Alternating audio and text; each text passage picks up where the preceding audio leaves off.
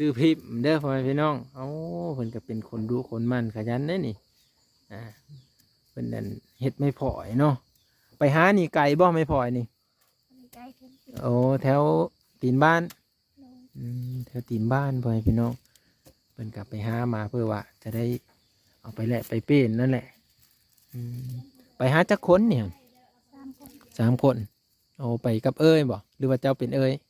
พ่อมันโอ้ผู้นั้นเป็นเอ้ยโอ้เพิ่นกำลังอายแล้วเนาะป๊บแล้วเพิ่นก็ได้ เพิ่นกำลังอายแล้วเพิ่นป๊บขึ้นตังเหินเพิ่นแหละเดี๋ยวมื้อหน้ามื้อไหนจึงสิมาถ่ายเพิ่นนะโอ้ถ้าเอาเฮ็ดร้ายนี่ได้อสาเฮ็ดร้ายกะกำกะใหญ่อีได้กะน้อยอีแล้วเนาะบัดนี้อ๋อเอาไปปัดนี่ดนบ่จังโดนแหละอ๋อไปปัดขี้เหงื่ออันแถวเหินแถวอันนี้นี่ได้พ่อให้พี่น้องเพิ่นจะเอิ้นว่าหญ้ารอแรงปีนี้ได้เขาไม่ได้มาเก็บซื้อบ่ปีนี้โอ้มีคือแต่เก่าเนาะแต่เก่าเขายังมาเก็บซื้อได้พ่อให้พี่น้อง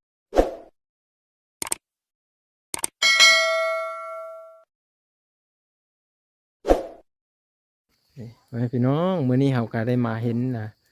ผู้สาวอยู่กลางป่ากลางดงแล้วก็มีผู้บ่าวพร้อมพ่อให้พี่น้องเพิ่นอาศัยอยู่ในกลางป่าเลยเนาะหมู่บ้านเจ้านี่คักหลายพ่อให้พี่น้องซื้อนั่นเลยก็ซื้อเน่งหนึ่งเด้อโอ้บ้านหนึ่งพ่อแม่พี่น้องเด็บอันเช้านี้เด้พิมพ์พิมพ์สาวพิมพ์พ่อแม่พี่น้องอันนี้คือเต็มสิได้ไปอันนั้นมื้ออื่นบ่เด้อโอ้แม่ป้าเพิ่นสิเอาไปแหละเปลี่ยนเข้าพ่อแม่พี่น้องโอ้นี่เริ่มค่ำเริ่มมืดเดี๋ยวได้เนี่ยนี่เอามาเดี๋ยวสัมภาษณ์ผู้สาวก่อนจักบาทจักเลย ซื่อๆเนี่ยเลยก็เอาเว้าสู่ฟังแน่ ซื้อพิมพ์ซื้อพิมพ์เด้อพ่อแม่พี่น้องเอ้าเพิ่นก็เป็นคนดุคนมันขยันเด้อนี่เพิ่นนั่นเฮ็ดไม่พอยเนาะไปหานี่ไกลบ่ไม่พอยนี่ใกล้ถึงโอ้แถวตีนบ้านโดยแถวตีนบ้านพ่อแม่พี่น้องเพิ่นกลับไปหามาเพื่อว่าจะได้เอาไปแหละไปเป็นนั่นแหละไปหาจักคนเนี่ย3 คน 3 คนโอ้ไปกับเอ้ยบ่หรือว่าเจ้าเป็นเอ้ยพ่อมันโอ้ผู้นั้นเป็นเอ้ยโอ้เพิ่นกำลังอายแล้วเนาะป๊บแล้วเพิ่นก็ได้ เพิ่นกำลังอายแล้วเพิ่นป๊บขึ้นตังเหินเพิ่นแหละเดี๋ยวมื้อหน้ามื้อไหนจึงสิมาถ่ายเพิ่นนะโอ้ถ้าเอาเฮ็ดร้ายนี่ได้อสาเฮ็ดร้ายกะกำกะใหญ่อีได้กะน้อยอีแล้วเนาะบัดนี้อ๋อเอาไปปัดนี่ดนบ่จังโดนแหละอ๋อไปปัดขี้เหงื่ออันแถวเหินแถวอันนี้นี่ได้พ่อให้พี่น้องเพิ่นจะเอิ้นว่าหญ้ารอแรงปีนี้ได้เขาไม่ได้มาเก็บซื้อบ่ปีนี้โอ้มีคือแต่เก่าเนาะแต่เก่าเขายังมาเก็บซื้อได้พ่อให้พี่น้องนี่เพิ่นก็สิมัดเอาอันนี้เอาเอาอันนี้มัดพ่อให้พี่น้องนี่มื้ออื่นนี่เพิ่นก็แบะไปพุ่นแหละเมืองสนระยะทางก็สิประมาณ7-8หรือว่า10ลักพุ่นแหละเจ้าก็เคยไปนะแม่เจ้าอยู่บ่บ่คือกัโอ้นไม่เคยไปเพิ่นน่ะไม่เคยไปพ่อให้พี่น้องข้าสู้แม่เจ้าเคยไปนำนี้เด้อสะ เพิ่นเธอมาแบะไม่พออันนี้เด้อว่าดิเพิ่นแบะไม่ได้เลย สิไปนำเพิ่นอยู่บ่เลยเออ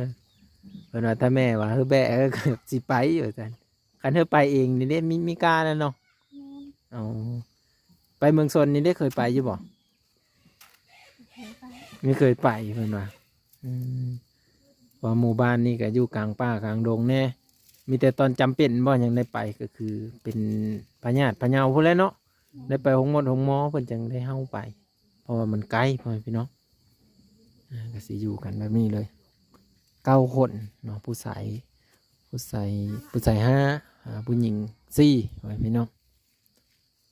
เพิ่นก็สิมัดไม่พอแบบนี้เลยแต่ละมื้อนี่ได้ไปฮักมาแบบนี้เลยบ่ แม่นเอาไปหักมาแบบนี้พ่อพี่น้องเพื่อว่าเพิ่นจะได้เอาไปแลกไปเป็นนั่นแหละนี่คันกำน้อยๆได้เขาก็สิเอาอยู่บ่ จะสิไม่ได้ไปหักมาเพิ่มมีบ่นี่ มือหน้าพุ่นแล้วเนาะอ๋อมือนี้มันค่ำแล้วพ่อพี่น้องเอ้ยเพิ่นก็สิหาอาบน้ำอาบในเฮ็ดอยู่เฮ็ดกินเพิ่นแหละอยู่ทางเงินทางศาลเพิ่นพุ่นแหละ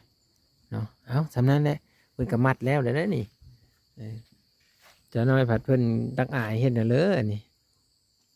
ยันเพิ่นเขินเลยเนาะพี่น้อง หมู่บ้านกลางป่ากลางดงเนาะโอ้เราเข้ากับมักใหญ่หนึ่งพี่น้องเลยเห็นป่ะ เพื่อเลยไม่เคยได้เฮ้ามากับเฮ้ามาเบิ้งเนาะแต่ว่าหมู่บ้านนี่คักอีกอย่างหนึ่งก็คือไม่มีไฟฟ้าเลยไฟฟ้าใช้ไม่มีตอนนี้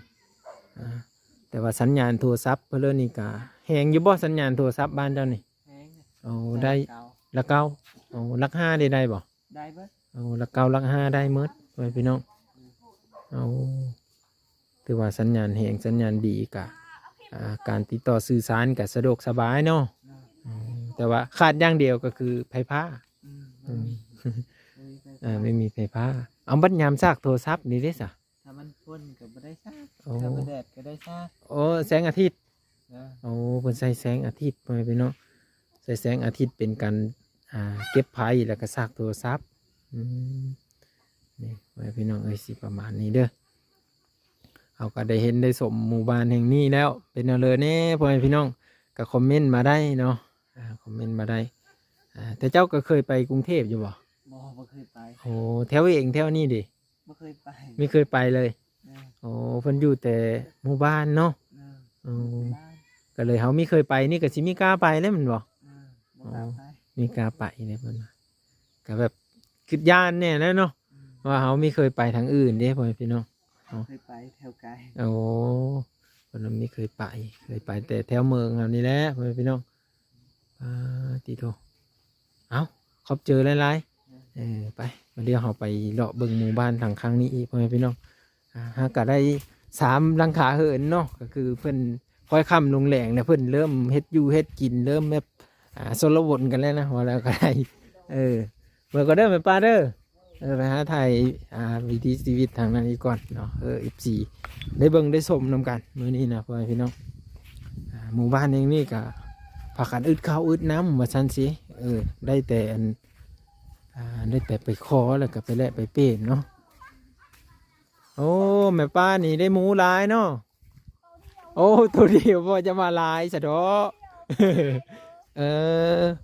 ได้หมูตัวเดียวเพิ่นว่านี่เกิดหมูเนาะอันตัวเลือตัวดำนี่บ่หรือตัวขาวโอ้ตัวดำเพิ่นเกิดหมูอยู่อันนี้เราเข้าเพิ่นนี่เจ้าสิไล่มันแพ้บ่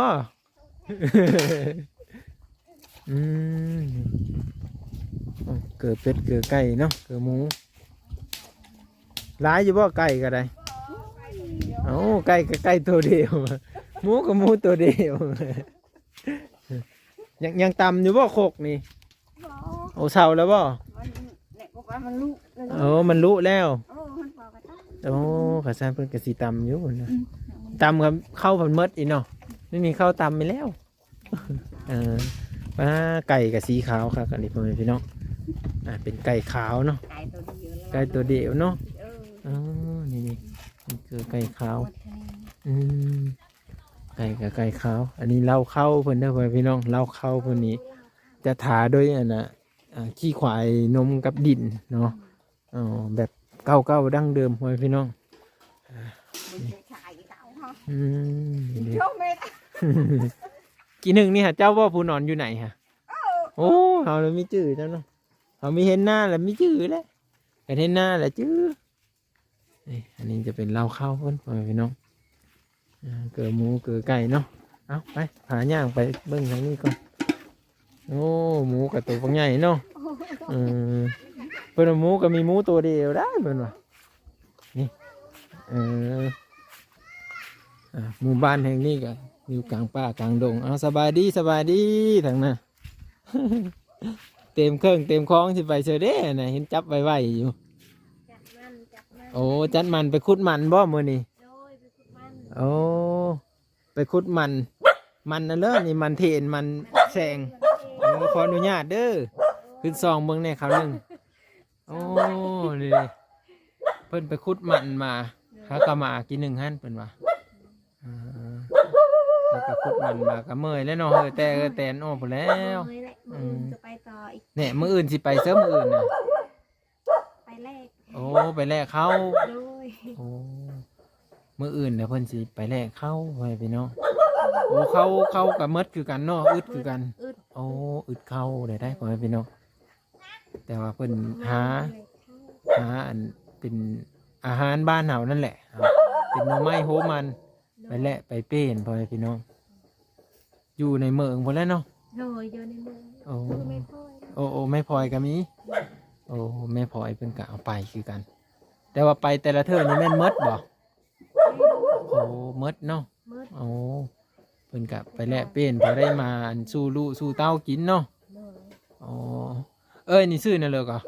ซื้อแพง เอ้ยแผงทำไมพี่น้องแผงเด้อคือว่ามื้อนั้นน่ะแม่นเจ้าบ่อุ้มลูกน้อยไปฮะ น้องไผ่นะ โอ้น้องไผเจ้า โดย โอ้ เมียบอกงัวเนี่ย โอ้มีไอ้โง่พุทธ โดย อ๋อก็คือเอ้ยแผงกายเพิ่นมีได้อุ้มลูกน้อยเนาะแต่ว่าเยอะคือกันเนาะ โดย เจ้าเป็นเอ้ย เป็นเอ้ยอ้าวอันนั้นลูกไม่ป้าอันนี้ โอ้ ลูกแม่ผู้ชายอันนี้ โอ้เด็กมาพี่น้อ เอา ง ลูกไม่ป้า นี่เด้อเพิ่นกะสิ กระไปกับก้อย โอ้หาอันหาห้องอยู่ห้องกินหาอันแนวไปแลกไปเป็นพ่อแม่พี่น้องแม่นอีร้อยอย่าขึ้นเหินบ่นี่ขึ้นบ่ มาซะมาล่ะ ขึ้นบ่ สาวประกันซะหาซะเกะอะอะ มาขึ้นมาลูกเพิ่นสิขึ้นเหินแล้วพ่อแม่พี่น้องเอาฮะคลิปหน้าพอกันมื้อพ่อแม่พี่น้องคลิปนี้ก็คือเพิ่นเตรียมอุปกรณ์ไปแลกไปเป็นพ่อแม่พี่น้องเอ้ยเอาขอบเจอหลายๆเด้อเด้อเพิ่นก็อึดข้าวอึดน้ำมันแหละพ่อแม่พี่น้องเอ้ยแต่ละหมู่บ้านแต่ละหลังคาเหินมาซั่นสิคลิปหน้าพอกันมื้อ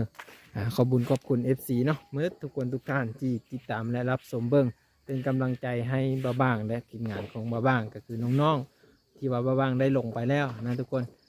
กะซอยดันคลิปซอยดูคลิปซอยเบิ่งคลิปบ่าบ้างเนี่ยเนาะพ่อแม่พี่น้องตอนนี้ก็เอาสิได้อำลาพระจากไปก่อนคลิปหน้าพบกันเมื่อสวัสดีครับ